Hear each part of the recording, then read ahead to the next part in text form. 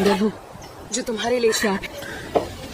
तो दोस्तों आज की इस कहानी में आप देखने वाले हो एक ऐसी लड़की को जिसकी गुलाबी गुफा ही उसके लिए परेशानी का कारण बन जाती है। उसकी गुलाबी गुफा का मैग्नेटिक फील्ड इतना ज्यादा स्ट्रांग होता है कि लड़कों का मुन्नू अगर एक बार उसकी गुलाबी गुफा के मैग्नेटिक फील्ड के आसपास भी आ जाए तो अपने आप ही वो उसकी गुलाबी गुफा की तरफ खींचने लग जाता है। पर यही गुलाबी गुफा उसकी परेशानी का कारण भी बन जाती है। तो ये सब कुछ कैसे कैसे कहाँ कहाँ क्यों क्यों कितनी कितनी बार किस किस के साथ किस किस पोजीशन में और हाँ किस किस फ्लेवर में होता है, यही आप आज की इस कहानी में देखने वाले हैं। मूवी का नाम है व्हाइट एज स्नो और इसे आप बिल्कुल फ्री में कहां पर देख सकते हैं ये मैं आपको थोड़ा सा आगे बताऊंगा। कहानी स्टार्ट होती है और हमें एक दुधारू दूध की डेयरी और गुलाबी गुच्छा की रानी क्लेयर दिखाई जाती है। दरअसल क्लेयर के फादर नहीं होते और वो अपने स्टेप मॉम मॉड के साथ रहती है और ये दोनों साथ मिलकर के अपने डैड का बिजनेस चलाते हैं। यहाँ पर हम मॉड के नए बॉयफ्रेंड को भी देख पाते हैं जो एक दिन क्लेयर के पास कुछ बात करने के लिए आया हुआ था। पर तभी हम देख पाते हैं कि कोई उन पर नजर रखे हुए है।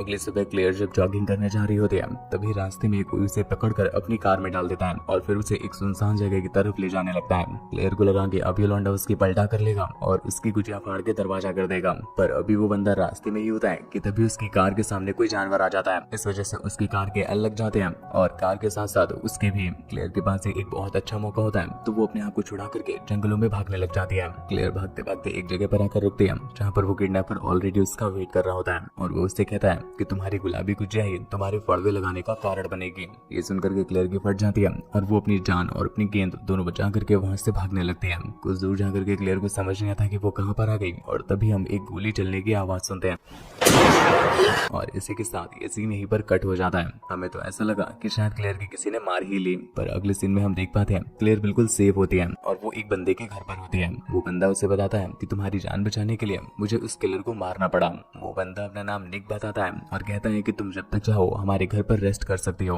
ये बोल करके वो वहाँ से निकल जाता है। पर उसके जाते ही एक और बंदा वहाँ पर आता है जिसका नाम लाइकन था। वो क्लेयर को अपने घर पर देख करके काफी हैरान था और वो उससे बार बार पूछने लगता है कि आखिर वो कौन है और यहाँ पर क्या कर रही है। जिस पर क्लेयर उससे बताती है कि उसे यहाँ पर निक लेकर के आया है और उसकी तबीयत थोड़ी खराब है और जैसे ही वो ठीक हो जाएगी वो खुद ही यहाँ से निकल जाएगी। लाइकन को क्लेयर बहुत पसंद आती है तो वो दोनों साथ बैठ करके बातें करने लग जाते हैं। पर कुछ देर के बाद वहाँ पर एक और बंदा आता है जिसका नाम परसुआ था। दरअसल ये निक का जुड़वा भाई होता है और बहन का लौरा ऐसा लगता है खाने में मिर्च ही खाता हो क्योंकि कभी ढंग से बात ही नहीं करता है। इसलिए वो जब क्लेयर को देखता है तो गुस्से में आ जाता है और उससे कहता है कि तुम्हें अभी ही हमारे घर से निकलना होगा। क्लेयर को समझ आ जाता है कि इस बहन के लौरे को ठिकाने कैसे लगाना है, इसलिए वो उसका हाथ पकड़ करके अपनी गुलाबी गुफा में डाल लेती है और उसे अपने मुंह से जन्नत के मजे देने लग जाती है जिससे वो भी पिघल जाता है और उसे घर पर रखने के लिए मान जाता है। अगले दिन लाइकन क्लेयर को अपने साथ लेकर के एक हॉस्पिटल में जाता है जहाँ का डॉक्टर जब क्लेयर को देखता है तो उसकी गुलाबी गुजिया देख करके उसका भी कुतुब मीनार खड़ा हो जाता है। क्लेयर भी उसका कुतुब मीनार को नोटिस तो कर लेती है पर वो उसे मजे नहीं देती और वहाँ से चली आती है। ये दोनों यहाँ से निकल करके एक चर्च में जाते हैं जहाँ पर चर्च के फादर की भी बंदूक तैयार हो जाती है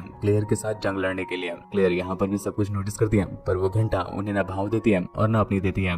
अगले दिन निक जब अपने घर का कुछ काम कर रहा होता है तो अचानक से क्लेयर की कच्ची में बाढ़ आने लगती है और वो सीधा निक के पास जाती है। वो उससे रिक्वेस्ट करती है कि उसके खेतों की जुताई निक अपने हथियार से कर दे। निक तो आंखों से ही हवस का प्यासा लग रहा है तो वो कैसे रुकने वाला था। वो वहीं पर पलटाकर उसको पेलना स्टार्ट कर देता है। शाम को निक, परसुआ और क्लेयर तीनों बैठ करके जब ड्रिंक कर रहे होते हैं तभी क्लेयर को अचानक से दारू की जगह मेयोनीज खाने का मन कर जाता है तो दोनों मिलकर के क्लेयर के साथ जम के मेहनत करते हैं और बाद में उसे मेयोनीज खिलाते हैं। अगले दिन निक और परसुआ दोनों ही क्लेयर की खुदाई करने के लिए नहीं होते तो उसके अंदर की खुजली बढ़ने लग जाती है और वो रोड में निकल जाती है ताकि वहाँ पर कोई उसे झेलने वाला मिल जाए। तभी उसकी मुलाकात उसी पादरी से होती है जिसका पिछले दिन क्लेयर को देखने के बाद खड़ा हो गया था। हालांकि वो पादरी भी क्लेयर को पेलने के लिए अपने साथ लेकर जाता है पर क्लेयर उसके पास जाकर के ज्ञान की बातें करने लग जाती है और उससे माफी मांगती है कि उसने दो लड़कों की बंसी एक साथ बजाई है। अब भाई साहब पादरी के पास कोई ऑप्शन नहीं बचता। वो तो खुद क्लेयर को झेलने के लिए लाया था पर वो उसे एक अच्छा इंसान समझ रही थी। इस वजह से बेचारे के हाथ गुजिया लगते लगते निकल जाती है। इधर हम क्लेयर को देखते हैं जो एक जॉब ढूंढ लेती है और जॉब को करने लग जाती है।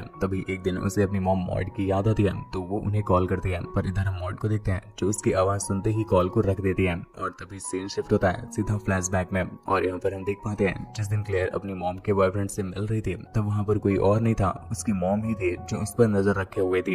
ये देख करके मॉड की गुलाबी गुफा में आग लग जाती है और वो सीधा अपनी एक फ्रेंड के पास जाती है और ये सारी बात बताती है। दरअसल मॉड का जो बॉयफ्रेंड होता है वो अब मॉड की काली चाट चाट करके थक गया था और उसे क्लेयर की गुलाबी चाटनी थी। इस वजह से वो उसके साथ लबर लबर कर रहा होता है, पर हम देख पाते हैं क्लेयर उसकी बातों का कोई रिस्पॉन्स नहीं करती। पर दूसरी तरफ मॉड को ये लग रहा था कि क्लेयर उसके साथ रोज ठुकाई करवाती है। इसी गुस्से में वो अपनी फ्रेंड के पास आई हुई है। उसकी फ्रेंड उसे सजेशन देती है कि क्लेयर के एल लगा दो, फिर तुम दोनों के बीच कोई भी नहीं आएगा। ये चीज मॉड को भी सही लगती है तो वो इस चीज के लिए उसे पैसे दे देती है। हम देख पाते हैं कि वही लेडी होती है जिसके जंगल में एल लगे थे। सीन वापस शिफ्ट होता है प्रेजेंट में और हम मॉड को देखते हैं जो क्लेयर की लोकेशन पर पहुंच जाती है, जहाँ पर उसे मॉड दिखाई भी दे देती है, पर फिर भी वो उसके पास नहीं जाती और अपनी कार को बैक करने लगती है। तभी अगले दिन वो उसी पादरी के पास जाती है जो क्लेयर की पलटा कर मारना चाहता था।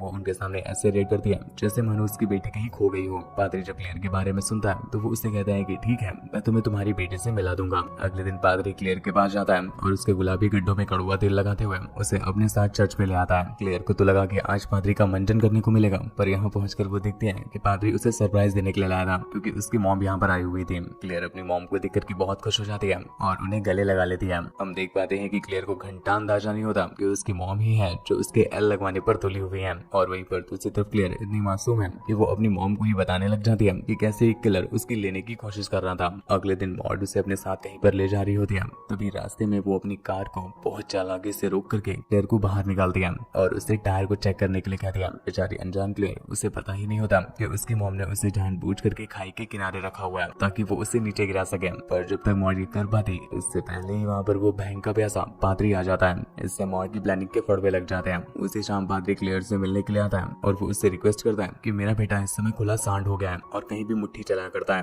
तो क्या तुम प्लीज अपनी गुलाबी गुजिया उसे चटा करके उसकी मुट्ठी को छुड़ा सकती हो। पादरी ने क्लेयर के लिए इतना सब कुछ किया होता है तो क्लेयर भी उनकी बात को मान जाती है और शाम को उनके बेटे से ठुकने के लिए चली जाती है। यहाँ पर हम उसके बेटे को देख पाते हैं जो जॉनी भैया का भी बाप होता है और वो क्लेयर को ये गाना सुनाता है। कौन सा? आप भी सुनना। रूम में तेरी सरकार बना दूं, फ्लेवर बता अर पार करा दूं, ऐसे तो हूँ बेस्ट फ्रेंड तेरा, पर आज रात तेरी प्यास बुझा दूं, ऐसा बेबी काम लगा दूं, बाबू मेरा तेरे नाम करा दूं, घूर के देखे है तू जिसको कान पे तेरी आज घुसा दूं, जी भर के नाच ले बेबी तेरे यार के शावर में, लेके बैठा 100 mg पी लेगा फुल पावर में। इसके बाद हैरी क्लेयर की जम के ठुकाई कर देता है और ऐसी पिलाई करता है कि 3 दिन तक तो क्लेयर की चाल बिगड़ जाती है। इधर मॉड को देखते हैं जो किसी को टेक्स्ट कर रही थी कि क्लेयर अभी भी जिंदा है। बैकग्राउंड में हम मॉड को एक एप्पल में जहर मिलाते हुए देखते हैं और अगली सुबह हमें मॉड और क्लेयर एक जगह पर दिखाई जाती है जहाँ पर मॉड क्लेयर को एक एप्पल निकाल कर देती है और शायद ये वही जहर वाला एप्पल था।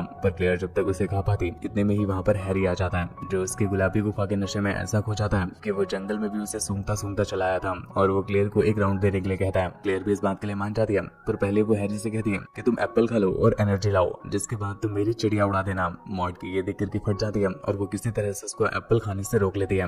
ये चीज क्लेयर को समझ नहीं आती कि उसकी मॉम इतना स्ट्रेंज बिहेव क्यों कर रही है और हैरी का लॉलीपॉप चूसने के लिए उसे जंगलों में अपने साथ ले जाती है। उसी रात क्लेयर जब एक पार्टी में होती है तो उसके रसीले संतरे देख करके आसपास से लौंडों के केले खड़े होने लग जाते हैं और हर कोई बस यहाँ पर क्लेयर को ही पेलना चाहता था। यहाँ पर क्लेयर के साथ साथ उसकी मॉम मॉड भी आई हुई थी जिनकी गुजिया बुढ़ापे में भी तड़प रही होती है और वो यहाँ के लौंडों के साथ लबराने लग जाते हैं। तभी हम निक को देखते हैं जो क्लेयर के दबाने के लिए उसके साथ डांस करने लग जाता है और इसी मौके का फायदा उठा करके मॉड एक ड्रिंक में जहर मिला देती है और वो क्लेयर को दे देती है। पर यहाँ पर भी उसका प्लान फेल हो जाता है क्योंकि उसके हाथों से वाइन गिर जाती है, लेकिन मॉड फिर भी हार नहीं मानती और वो एक बार फिर से एक जहर को बियर में मिलाकर दे देती है और इस बार वो क्लेयर को वो जहर पिला भी देती है जिससे क्लेयर की फटके 4 हो जाती है और वो वहाँ से जाना चाहती थी पर मॉड उसे जाने नहीं देती और जबरदस्ती खुद के साथ डांस करने के लिए कहती है। कुछ देर के बाद जब क्लेयर के फाइनली फड़वे लगने वाले होते हैं तो मॉड बहुत चालाकी से उसे अपने साथ अपने कार में ले आती है और रास्ते में एक खाई से ढकेल करके क्लेयर के वहीं पर लगा देती है और फिर यहाँ से निकलकर वो एक चर्च में जाती है और एक कैंडल को जलाती है, पर उस कैंडल से उसके ही कपड़ों में आग लग जाती है और इस तरह से उसके भी एल लग जाते हैं और इसी के साथ ये कहानी यहीं पर एंड हो जाती है।